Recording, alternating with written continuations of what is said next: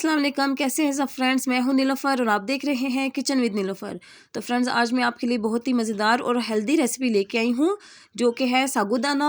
साबूदाना बच्चों के लिए बहुत ही ज़रूरी है, बच्चों की सेहत के लिए, और ये हम अपने बुज़ुर्गों को भी खिला सकते हैं। इसको खाने से बहुत ज़्यादा तवानाई मिलती है और ये बच्चों को मोटा करने के लिए बहुत ही अहम तरीन नुस्खा है।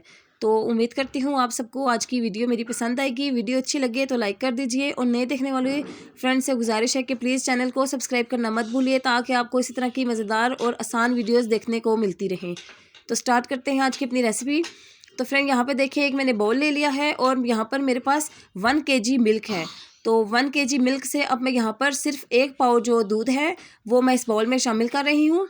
यहाँ पर ये जो मेरे पास आपको कप दिखाई दे रहा है, ये हाफ़ कप है और हाफ़ कप ही मैंने इसमें साबूदाना लिया है और मैंने इसको धो के अच्छी तरह और इस मिल्क में शामिल कर दिया है। और मिल्क में शामिल करने के बाद फ्रेंड्स, इसको मैं तकरीबन आधे से पौने घंटे तक दूध में भिगो के रख दूँगी कि जो हमारा साबूदाना है वो यहाँ पर अच्छी तरह से फूल जाए। तो अब मैं इसको साइड पे कर देती हूँ।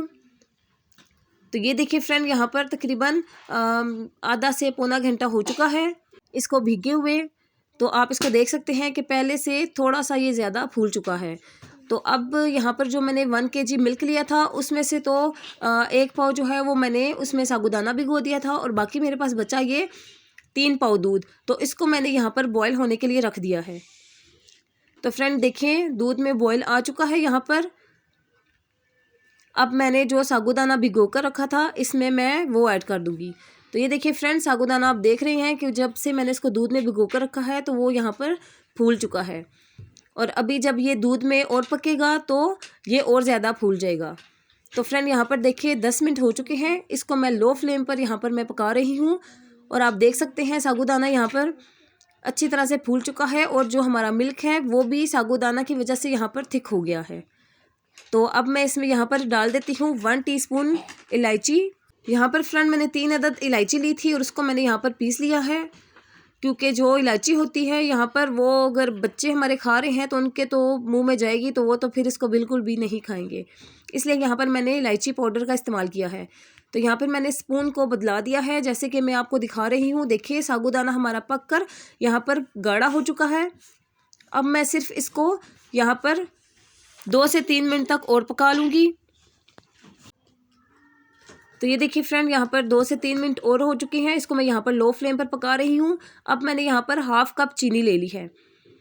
शुगर यहाँ पर आप अपनी मर्ज़ी के मुताबिक इस्तेमाल कर सकते हैं। आपने यहाँ पर शुगर कम इस्तेमाल करनी है या ज़्यादा, वो आप अपनी मर्ज़ी से यहाँ पर डाल सकते हैं। तो शुगर डालने के बाद अब मैं इसको यहाँ पर अच्छी तरह से मिक्स कर लूँगी।